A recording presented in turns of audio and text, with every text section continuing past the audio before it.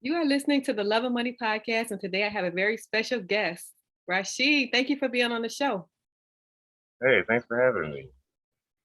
Okay, so I'm gonna start off by having you tell us who you are and what do you do.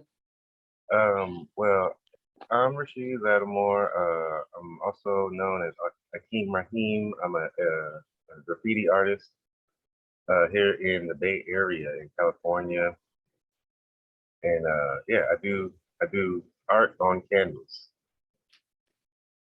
Cool. And so, what is your background, Rasheid? Um, well, you know, um, I'm kind of from Detroit. You know, I spent many summers there, and both of my parents are from Detroit, and so um, we all moved to California when I was real young, and so I'm definitely a California guy. Growing up here in Oakland, San Jose, um, and yeah. So now I still work, and I do case management for a clinic.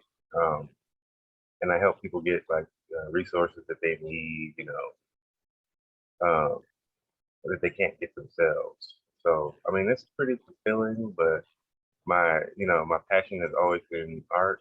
I'm kind of a visual kind of person, and so this year I'll be 41, and so uh, I grew up in the '80s when graffiti art and break dancing and all of that was really at the forefront of pop culture, and so that made me want to be a graffiti artist. So I kind of went the renegade way, and I started, spray painting on the freeways and trains with my friends back in high school, and that led me to uh, canvas work when once I was out of college and trying to figure out what I wanted to do. Okay, that's interesting, Rasheid. I just want to um, go back a little bit and talk about your educational background. You said that you do case management. Yeah. So I went to San Jose State, and at San Jose State, which is why I live in San Jose now. Uh, at San Jose State, I studied sociology, and I had an emphasis in African American studies. So um, my sociology degree led me to like health and human services. So I worked for Santa Clara County, this county. I worked in the mental health department. I worked for homeless outreach services, and then I started doing the resource stuff for a community health center. And so, yeah, I'm all about people. Okay. I want to key in on that the African American studies because that's kind of unusual. Like, I could you? like this. Okay, how is it now? Oh, you good? Could you? Okay, can you tell us something that you learned while studying African American studies? Something that we might not know. Um, well, during my African American studies courses, I learned a lot of stuff that I kind of felt like was you know, not really like common knowledge, like how much African American people have contributed to the growth of America, and how many things that we invented, uh, how what a critical role that we played in not only uh, the revolution, the American Revolution for independence, but later the Civil War, and it just kind of seems like people don't know that Black people fought in the Civil War for our own freedom, and the infrastructure that America has, the railroads that go from east to west coast. That's something that we contributed, and some of that was forced on us, obviously through slavery, but it's still something that we accomplished. And so it made me. I think it made me more proud to be an American because I feel like we helped America become what it is. Okay. Well, I think that's deep and interesting. Oh yeah, kind of, yeah, right. Okay, Rashid. So I'm going to go back to your passion of art. You talked a little bit about why you got into art. So could you talk a little bit more about what inspired you to become an artist? Um, well, like I said, graffiti art um, in the '80s and the '90s. If you see photos of it, it still looks fresh. It still looks kind of new in terms of like style and colorways. And graffiti artists aren't usually trained in any kind of color theory class or nothing like that. And they're able to put together colors that go so well together. Um, and to me, it just kind of felt like high art. It felt like the Mona Lisa. It felt like, stuff that should be in a museum. Hmm. As a kid, I felt like it didn't have less value because it was on a train.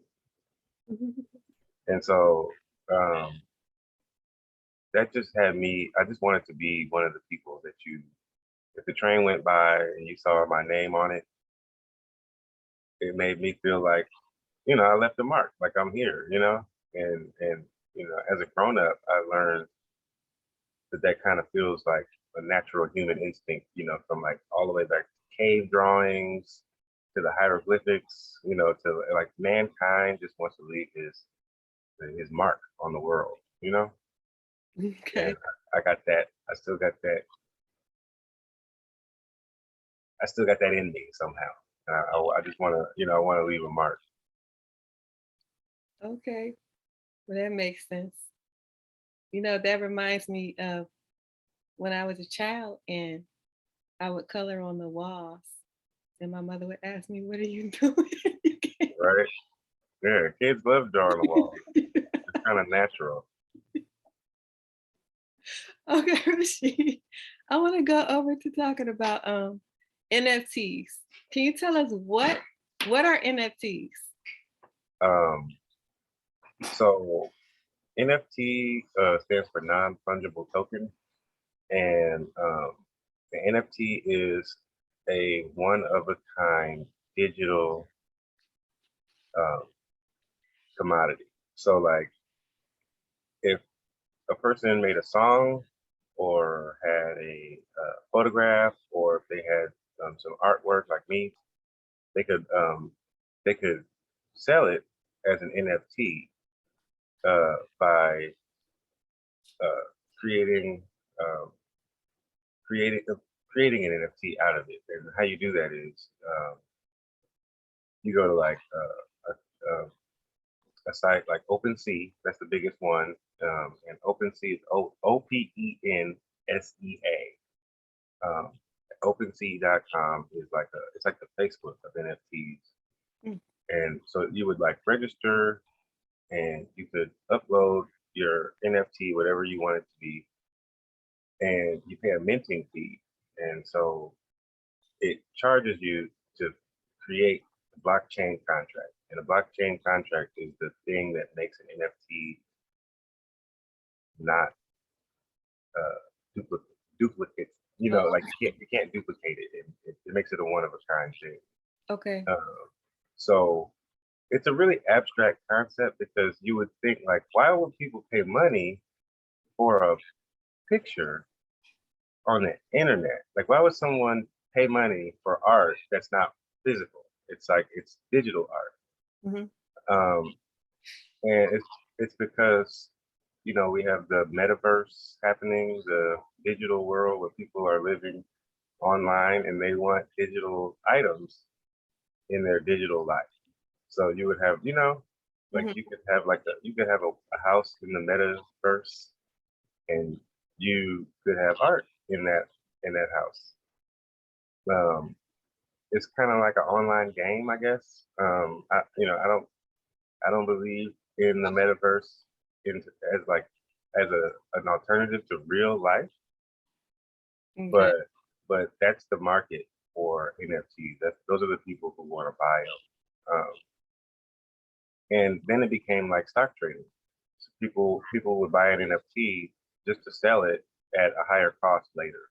Mhm. So they buy and sell NFTs to make money. Okay. Well, that's interesting because I was wondering what the blockchain contracts are, and you kind of just described it. Yeah. It's just a really random computer code that is attached to your file, to your NFT, so that it can never be forged or copied or anything like that. So it's like a stamp kind of that makes it official. Okay. And so the name of the site is Oversea, you said? OpenC. OpenSea. Yeah, OpenSea. Okay. yeah. So yeah, you can go on there. You can look at NFTs um, without making an account, and if you want to, you can make an account and you can upload NFTs. Okay. And how are NFTs and crypto connected? Well, they're connected because you have to have a crypto wallet with a cryptocurrency called Ethereum in it in order to mint the NFT. You can't pay cash or debit or anything like that. Okay. So if you have a crypto wallet, you can make an NFT, and you have to sell it for crypto. So one Ethereum is like $2,500, and so oftentimes people will post NFTs for like zero point 0.5 Ethereum, and so that's basically $1,200 in real life, and um,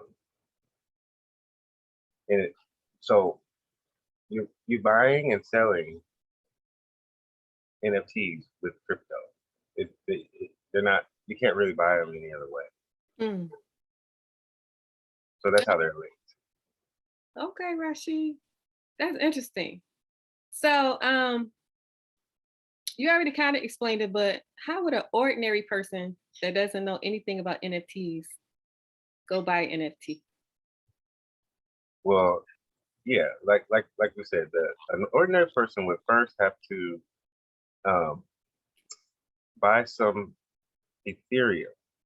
So you can even go on an app like Cash App. And Cash App has a crypto option, and you can buy some Ethereum, and then you would download a Meta Wallet or Coinbase, which is where you would like keep. It's like a bank account, Mhm.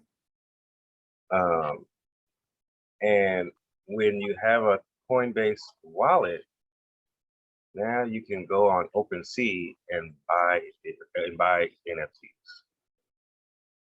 Okay. So there's just those few steps. You gotta buy Ethereum with your real money, and then you can buy NFTs. Okay. Well, that makes sense. Um, so Rashid, so you mentioned this being digital art. And so if it's digital art, what do people do with it? It's, besides buying it and selling it. Well, yeah, like I said, people there's like a there's like a certain population that are NFT collectors, and so they have, you know, it's weird to think about because it's such an abstract thing. It's a digital picture, but I mean, just like a diamond, it's just a rock. Okay. Somehow we've attached value to NFTs, and so people collect them and they show them off. And on OpenSea, you can have a gallery showing off your NFT collection and how many you have. it's kind of like collecting rookie baseball cards. You know how people used to collect Yeah, baseball cards or sports cards, and they'd have this binder full of cards, and they might be worth $1 million. right, And you'd say, "Wow, you kept all these cards. That's interesting." And to a person who's not into sports, they're not really worth anything. But you know they're worth $1 million because they're, these collectible right. cards. And that's the way I made it make sense to me. Is it's just like baseball cards. People collect them um, for fun and to show them off to other people who are interested in that. Okay. Well, that makes a lot of sense. So Rashid, where can people go to learn more about NFTs? Like for people Um, that are brand new to it. well, the best way you could Google search it. You can YouTube NFT, or if you're on Twitter, you can follow a site called NFT Buzz and NFT underscore Buzz. Um, and NFT Buzz is just kind of like NFT news, and they also have tutorials, and there's like they have their own website. Oh, So if you can just Google search NFT Buzz, and that site will basically have instructions. okay. That's good info. Uh, Rashid, what advice would you give to someone who is brand new who would like to get into NFTs? Well, I would say it's exciting, it's new, and some people have already gotten, uh pretty rich off of NFTs. But it's not really a get rich quick scheme. And I would advise people who are new to say to not to bet more than they could afford on buying and selling NFTs, because you might buy an NFT that doesn't it's just like buying a stock, and it might go down in value. Okay. And if you can't afford to take that loss, then don't put all your money into it. Put your toe in there. Okay. All right, Rashid. What is your favorite book or some book recommendations? Um, well, a classic is A Long and Mighty Walk by John Henrik Clark. Um, it's one of those African American studies kind of books that um, uh, reveals a lot of history that's not common knowledge.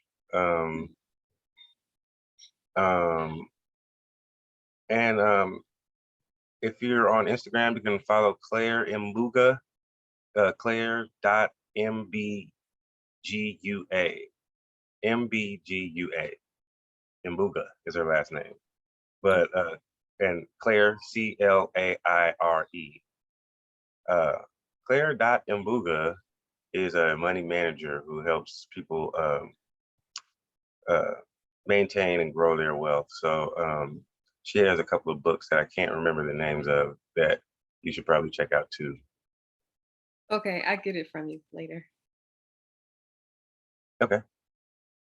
So Rashid, where can people find you if they would like to reach out to you and learn more about NFTs and buy some of your NFTs? Well, I'm on OpenC. Um, it's OPENSEA.io, and you know, I'm Akeem Rahim, which is AKEEMRAHEEM. That's also my Instagram handle. Okay. And if anybody wants to ask me a question or reach out to me or get NFTs or regular art for their home, they can reach out to me, DM me. I don't have like a website, but I do have, I have a lot of inventory, and I'm constantly selling and shipping stuff to wherever. Okay. I like your art in the background. Oh, thank you. So Rashid, the last question, did you have any last words to leave for the audience? Um, I guess you know what? I won't get too deep, but I'll say it's a it's a lovely life out here. It's a beautiful world, and it's a miracle that we're all here. Um, so try to enjoy every day as much as you can because there's so many things to worry about, but then there's so many things that are going your way.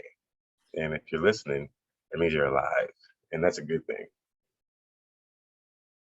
Okay, Rashid. Sounds good. And thank you for being on the show and sharing your story. Oh yeah, thank you for having me. Thank you for having me.